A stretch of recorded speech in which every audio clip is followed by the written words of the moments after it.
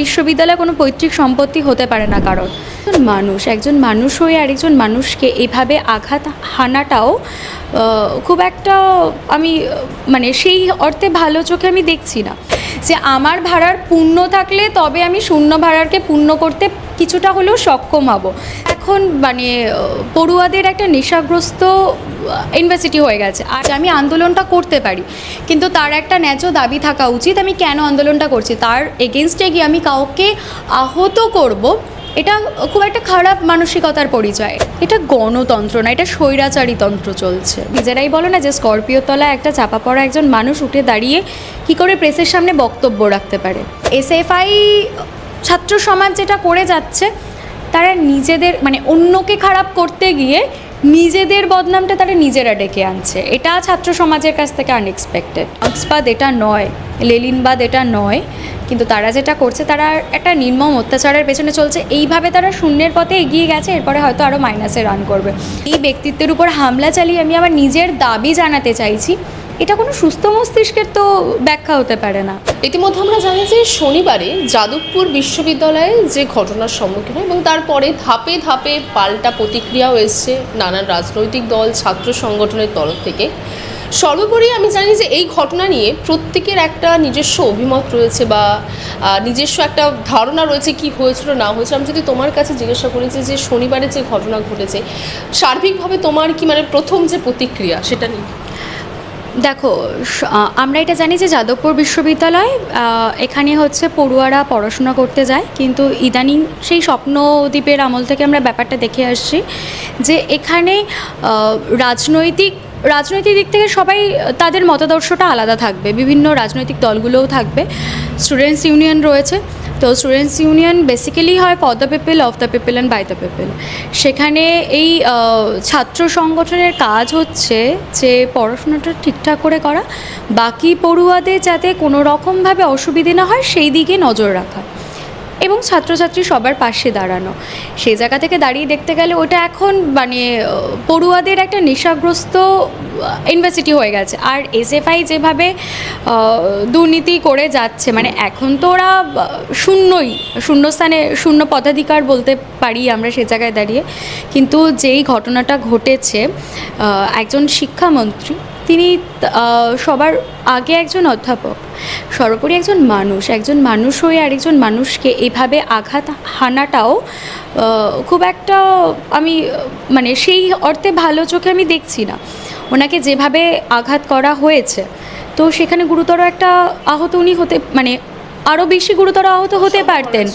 তো সেই জায়গায় দাঁড়িয়ে যেটা আমরা দেখেছি, তার প্রতিচ্ছবিটা দেখছি, যে ছেলেটি ইন্দ্রানুজ যে আহত হয়েছে, তো সে শিক্ষামন্ত্রীর গাড়ির উপর বসে রয়েছেন এবং স্করপিও তলায় নাকি চাপা পড়ার পর তিনি প্রেস মিডিয়াদেরকে বাইট দিচ্ছেন। তো তোমরাও তো প্রেস মিডিয়ার বন্ধু বান্ধব, তো তোমরা নিজেরাই বলো না যে স্করপিও তলায় একটা চাপা পড়া একজন মানুষ উঠে দাঁড়িয়ে কী করে প্রেসের সামনে বক্তব্য রাখতে পারে, এবং বক্তব্য রাখা তার পরের দিনকে তারা ধর্মঘট ডেকেছে। এটা আরও তারা জানে যে এইচএস পরীক্ষা জীবনের একদম ভীষণ ক্রিম একটা পার্ট এটা সবার। তো সেইখানে জায়গায় দাঁড়িয়ে তারা ওই দিনকে তারা ছাত্র সংগঠন করে, তারপরেও তারা ছাত্রদের পাশে না দাঁড়িয়ে তারাও সেটার জন্য একটা ধর্মঘট ডাকছে এবং রাস্তায় তারা সেরকমভাবে ধর্মঘট করেছে। বহু ছাত্রছাত্রী তারা সম্মুখীন হয়েছে সেই।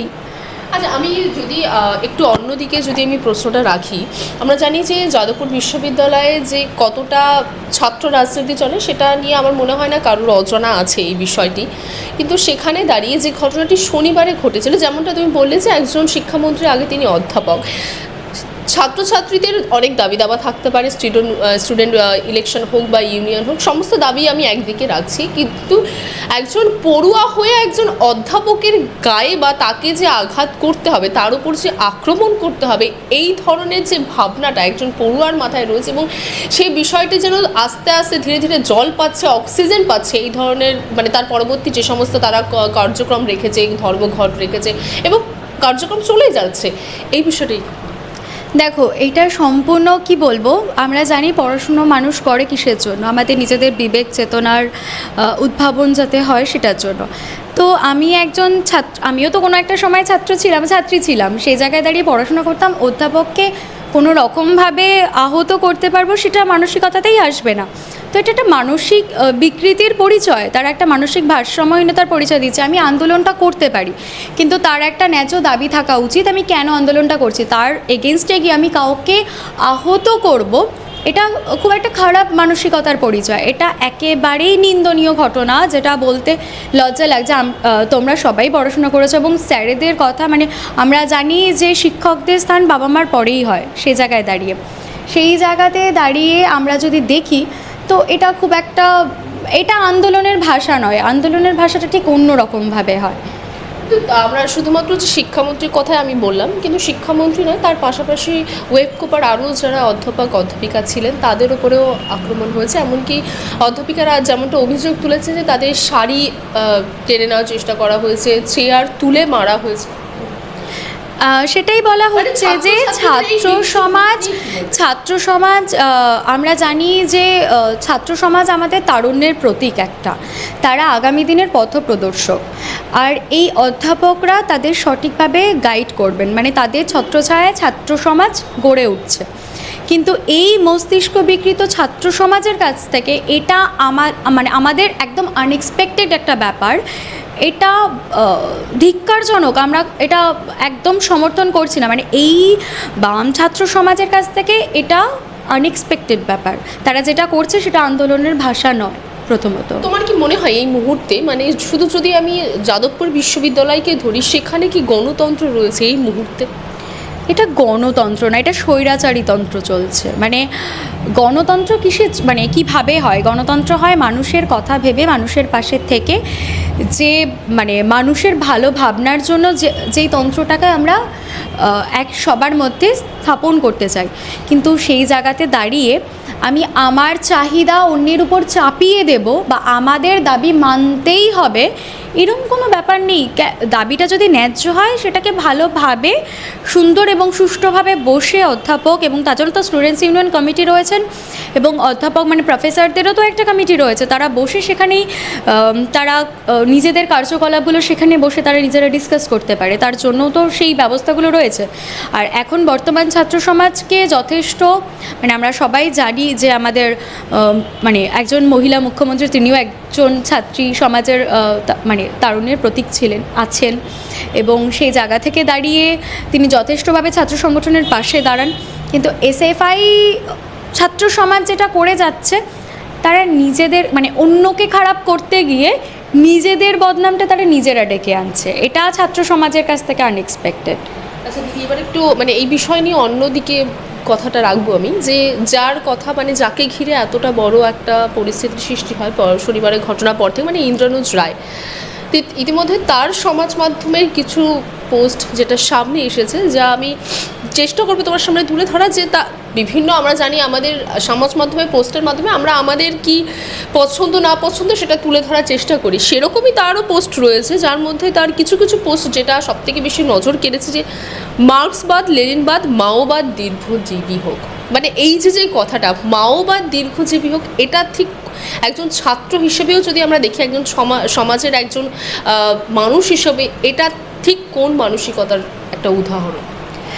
প্রথমত মার্ক্সবাদ দীর্ঘজীবী হোক, এইটা বলার আগে বিপ্লব দীর্ঘজীবী হোক, যেটা মানে সবথেকে সুষ্ঠুভাবে পরিচয় তার দেওয়া উচিত ছিল। তো বিপ্লব তো এইভাবে হয় না। মাওবাদ যারা বলতে চাইছে মাওবাদ দীর্ঘজীবী হোক, তারা এই কথাটাকে এইভাবে প্রেজেন্টেশন রাখছে, সেটাতে কখনো এটার প্রতিচিহ্ন এইভাবে প্রতিচ্ছবি দিয়ে আসে না যে মাওবাদ দীর্ঘজীবী হতে পারে। এবং তারপরেই সৃজন ভট্টাচার্য সঙ্গে দেখা করেন, যে আহত হয়েছে ইন্দ্রানুজ রায়। বারংবার যেটা একটা ন্যারেটিভ তৈরি হচ্ছে, যে তাহলে কি সৃজন ভট্টাচার্য বা এসএফআই তরফ থেকে বা সিপিএমের তরফ থেকে এই যে মানসিকতাকে, সেটাকে প্রশ্রয় দিচ্ছে তারা? দেখো, সেটা তারা বলতে পারবেন, কারণ কে কার পক্ষে থাকবে, কে কার বিপক্ষে থাকবে, কে পাশে থাকছে, কে থাকছে না। আমার মনে হয় যে আমার ভাড়ার পূর্ণ থাকলে তবে আমি শূন্য ভাড়ারকে পূর্ণ করতে কিছুটা হলেও সক্ষম হব।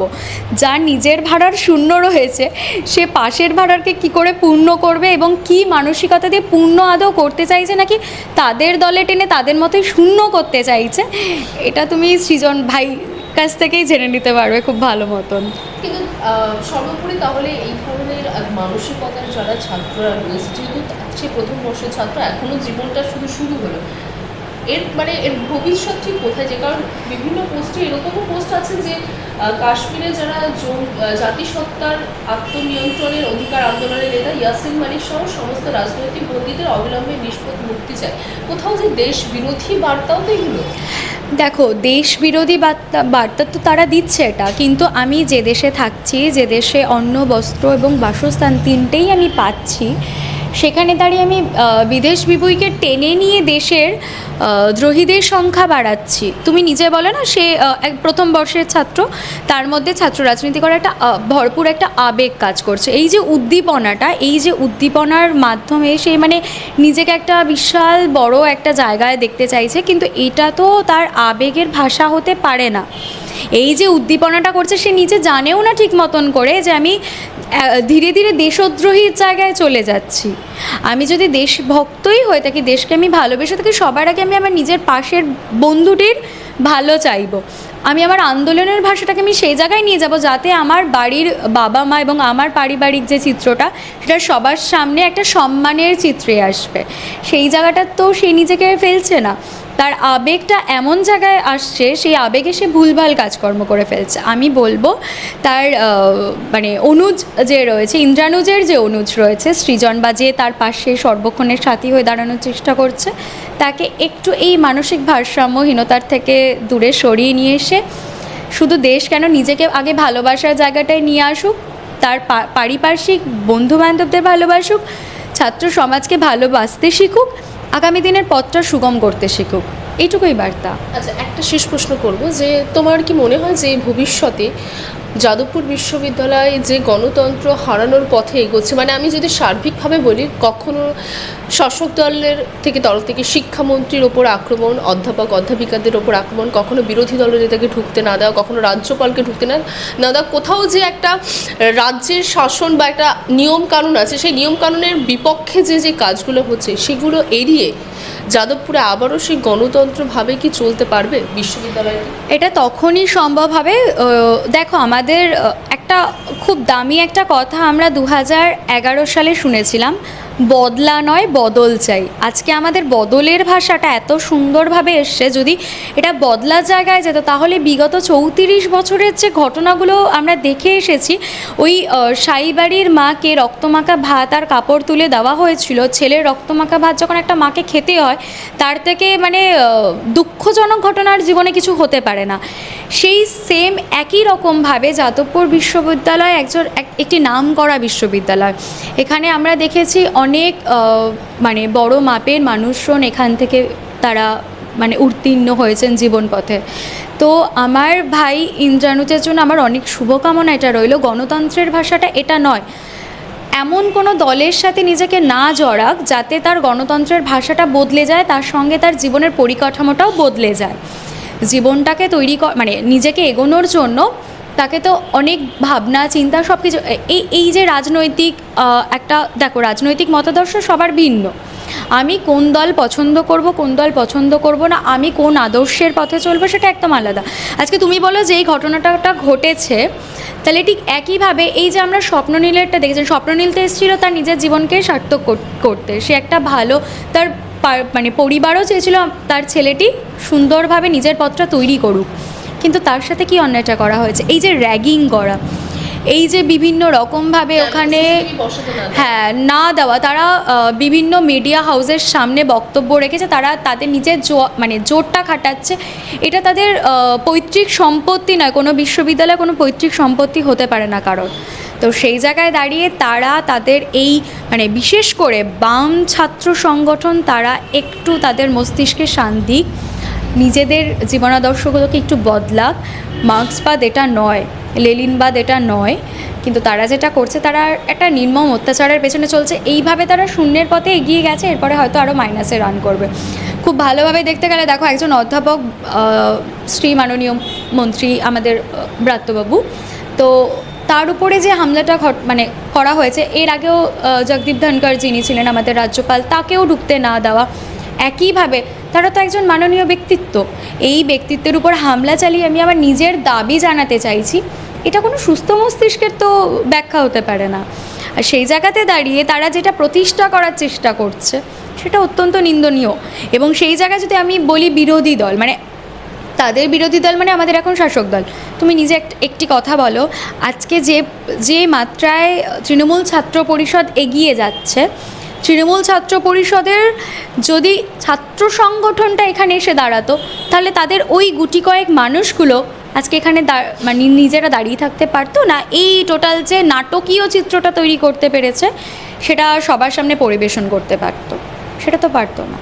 তাহলে তাদের কর্মের আগে ভাবা উচিত যে ভাবিয়া করিও কাজ, করিয়া ভাবিও না। তাদের শাসক গোষ্ঠী, তাদের বিরোধী গোষ্ঠী সম্পূর্ণভাবে তৈরি আছে, কিন্তু আমরা সেটা ভালোভাবে বোঝানোর চেষ্টা করছি তাদেরকে, তারা যাতে সেরকমভাবে কোনো কাজ না করে, তাহলে ভালো ফল সেদিক থেকে পাওয়া যায় না।